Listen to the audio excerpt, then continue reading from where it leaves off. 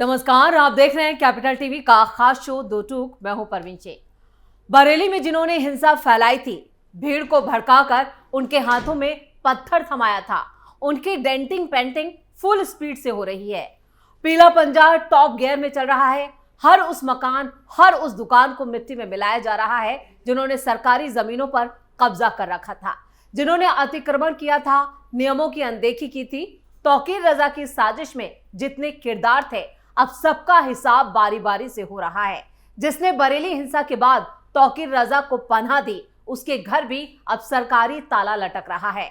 बरेली में किन किन जगहों पर बुलडोजर चला, किस फर्जी डॉक्टर का पर्दाफाश हुआ और तौकीर के किन करीबियों के यूपी में पोस्टर हुए चस्पा, सब कुछ आपको बताएंगे अपने इस खास शो में। बरेली हिंसा में गिरफ्तार दंगाइयों के खुलासे से हड़कंप, तौकीर के राइट हैंड ने पुलिस को बताया सारा सच।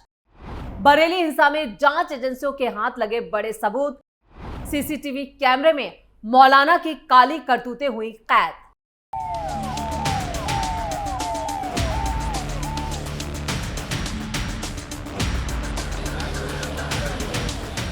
बरेली में मौलाना तौकीर रजा के 5 उसके जो पार्टनर थे, जो सहयोगी थे, उनके खिलाफ ई चार्जिंग स्टेशनों पर बिजली चोरी के आरोपों में 1,25,00,000 रुपए से ज्यादा के वसूली नोटिस जारी किए गए हैं। अधिकारियों ने जानकारी दी है कि पिछले एक हफ्ते में जॉइंट टीम बानखाना के इलाकों में छापेमारी करके 5 ई चार्जिंग सेंटरों को चोरी की बिजली पर चलाते हुए पकड़ा गया। यानी बिजली चोरी करके ये लोग इस स्टेशन को चला रहे थे। इस मामले में एफआईआर दर्ज कर 5 आरोपियों के खिलाफ 1,25,00,000 रुपए से ज्यादा के वसूली नोटिस भी जारी कर दिए गए। जो जानकारी आई है उसके मुताबिक ये पहली बार नहीं है जब ये लोग इस तरह के मामले में पकड़े गए। मतलब ये पहले भी इस तरह की काली करतूतें करते हुए पकड़े गए। करीब 1 साल पहले इसी गुट के 4 अवैध चार्जिंग यूनिट्स को यहां पर लेकर जो खुलासा हुआ था, उसको लेकर कार्रवाई चली रही थी कि अब इस मामले में कई और बड़े खुलासे हुए हैं। हाल ही में जांच के बाद इन 5 आरोपियों के खिलाफ वसूली प्रमाण पत्र यानी आरसी जारी किए गए हैं। मुख्य अभियंता जोन 1 ज्ञान प्रकाश ने ये जानकारी दी कि पहले चरण में उन आरोपियों के खिलाफ आरसी जारी किया गया है जिन पर 10 लाख रुपए से ज्यादा का बकाया है। दूसरी में बानखाना के 5 लोग भी शामिल हैं, यानी जिन्हें ये जुर्माना भरना है। अब उनकी कमर तोड़ने की पूरी तैयारी हो चुकी है। तौकीर रजा के करीबियों पर कसा शिकंजा। वसूली नोटिस के मुताबिक वसीम खान पर 15,39,000, मोनिश खान पर 22,29,000 रुपए और बरकान रजा खान पर 37,32,000 रुपए और अमान रजा खान पर 26 लाख से ज्यादा रुपए और वहीं गुलाम नबी पर भी 26 लाख से ज्यादा का बकाया है। सभी आरोपियों को मौलाना तौकीर रजा खान के इत्तेहाद मिल्लत काउंसिल से जो है करीबी संबंध है। अधिकारियों ने यह भी बताया कि जनवरी 2024 में भी बानखाना में छापेमारी के दौरान इसी समूह के अवैध ई चार्जिंग सेंटरों को जब्त किया गया था। मुख्य अभियंता ने इस मामले को गंभीर बताते हुए कहा है कि बिजली विभाग के कर्मचारियों की मिलीभगत से इसे अंजाम दिया जा रहा था। अब जांच के लिए 3 सदस्यीय कमेटी बनाई गई है। बरेली के अलावा जिला मजिस्ट्रेट संतोष कुमार सिंह ने कहा है कि आरसी की कॉपियों के मिलने के बाद सख्त वसूली यहाँ पर जो है वो सुनिश्चित की जाएगी। बरेली बवाल के बाद मुख्य आरोपी आईएमसी प्रमुख मौलाना तौकीर रजा खान के राइट हैंड कहे जाने वाले डॉक्टर नफीस खान पर भी प्रशासन की कार्रवाई लगातार जारी है। यानी नफीस खान तो इतना लंबा नपा है कि उसके बाहर आने की अब कोई गुंजाइश ही नहीं बची। रविवार को भी बरेली विकास प्राधिकरण का बुलडोजर डॉक्टर नफीस के किला इलाके में मौजूद मोहल्ला जखीरा के राजा पैलेस बारात घर पर भी चला। सुबह करीब 10 बजे से बीडी की टीम भारी पुलिस बल के साथ मौके पर पहुंची और बारात घर का जो बाकी का हिस्सा बचा था उसे भी मिट्टी में मिला दिया गया।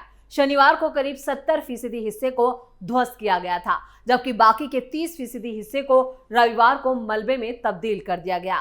कार्रवाई के दौरान पूरे इलाके में सुरक्षा के कड़े इंतजाम किए गए हैं। आसपास के घरों की छतों से लोग बुलडोजर की गर्जना का मंजर देखते नजर आए। जो वहां से तस्वीरें आई हैं वो खास बता रही हैं कि योगी को चैलेंज करना मौलाना को कितना भारी पड़ा है। बीडीओ उपाध्यक्ष मनिकनंद ए के मुताबिक बारात घर का निर्माण बिना मंजूरी किए नक्शे के पास करवा के बनवाया गया था, यानी नक्शा तक पास नहीं था। तो आप अंदाजा लगाइए कि मौलाना किस तरह से गैर कानूनी तरीके से कई ई चार्जिंग स्टेशन चलवा रहा था और वहां से जो अवैध वसूली हो रही थी वो सब उसके खजाने में जमा हो रहा था। और बाकी के जो घर बनाए गए, चाहे वो कारोबारी निर्माण हो या बाकी के, उन लोगों को भी नोटिस देकर चेताया गया है। यानी अभी तो फिलहाल बरेली के कई हिस्सों में नोटिस चस्पा किए गए हैं और बताया गया है कि जो लोग इस पूरे गोरख धंधे में शामिल थे उन्हें किसी भी तरह से बख्शा नहीं जाएगा। बावजूद इसके निर्माण भी जारी रहा और जिसके बाद ये कार्रवाई की गई है।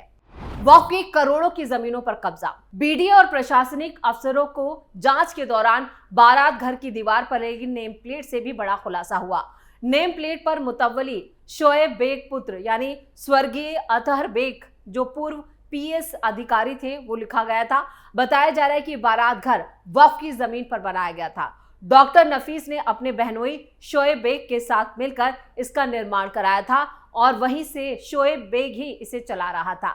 शनिवार को डीएम अविनाश सिंह की मौजूदगी में कैंप कार्यालय पर हुई हाई लेवल मीटिंग के बाद बीडीए टीम, पुलिस और प्रशासन के अधिकारियों के साथ पूरा जखीरा जो था वहां पहुंचा और 4 बुलडोजरों की मदद से दोपहर 3 बजे से रात 8 बजे तक 5 घंटे तक की कार्रवाई चलती रही और रविवार को बाकी के हिस्से को भी प्रशासन ने गिरा दिया और 2 दिन में जो बाकी का और हिस्सा बचा है उसे भी ध्वस्त कर दिया जाएगा।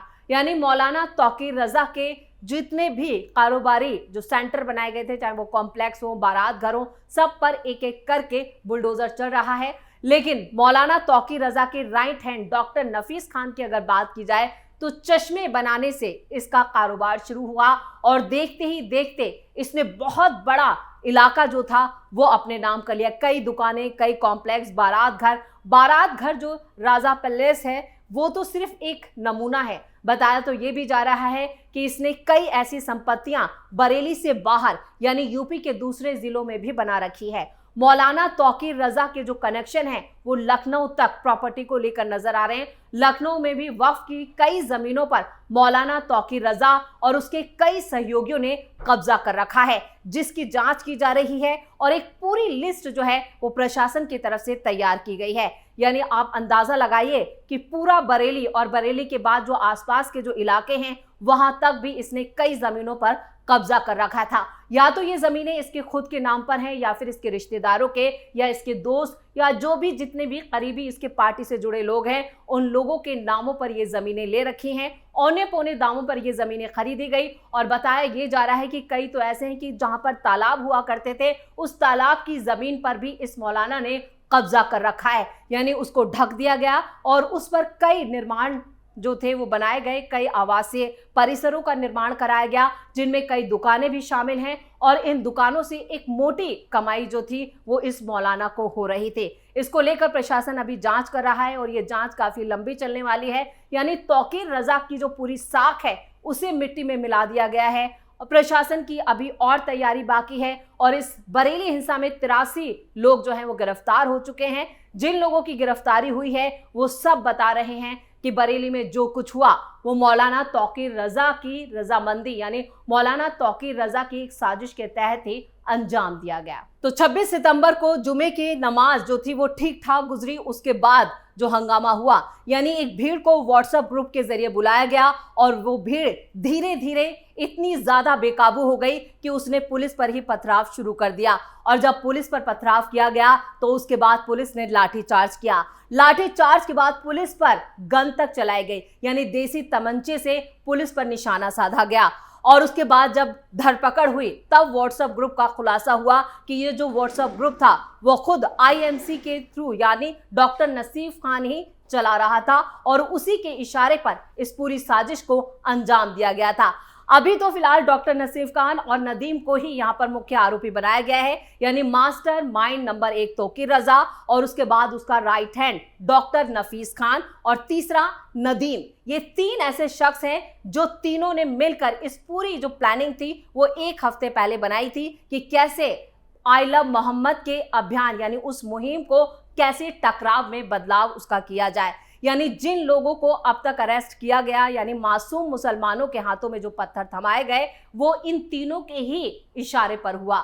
लेकिन अभी तो सिर्फ इन लोगों की कुंडली खुलनी शुरू हुई है। बताया ये जा रहा है कि जो एसआईटी का गठन किया गया है, एसआईटी इस मामले में कई और बड़े खुलासे कर सकती है। यानी समाजवादी पार्टी का जो सीधा कनेक्शन मौलाना तौकीर रजा से सामने आ रहा है, उसने भी कई सवाल खड़े कर दिए हैं।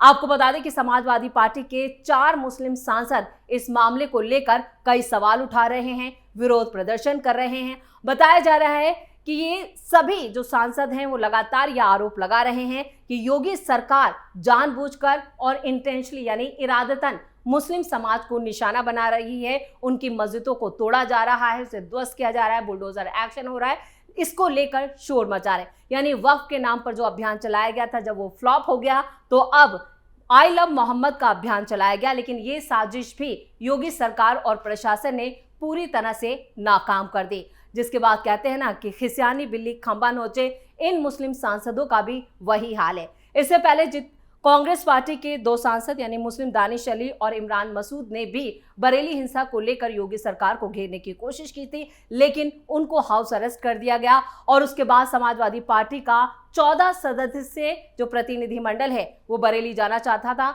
लेकिन शनिवार को उन्हें भी खदेड़ दिया गया, जिनमें यूपी बॉर्डर पर ही 4 सांसदों को उल्टे पैर लौटाया गया। वहीं संभल से जो सांसद हैं जियाउर रहमान बर्ग, उनको घर में ही नजरबंद कर दिया गया। आपको बता दें कि जो पूरा मामला है अब सियासी हलकों में भी इसका शोर सुनाई दे रहा है। सबसे ज्यादा सवाल समाजवादी पार्टी उठा रही है, क्योंकि खुद समाजवादी पार्टी के नेता इस मामले में फंसते हुए नजर आ रहे हैं। इस खास शो में इतना ही। वीडियो कैसा लगा कमेंट करके अपनी राय जरूर दें। वीडियो को लाइक करें, शेयर करें और कैपिटल टीवी को सब्सक्राइब जरूर करें। धन्यवाद।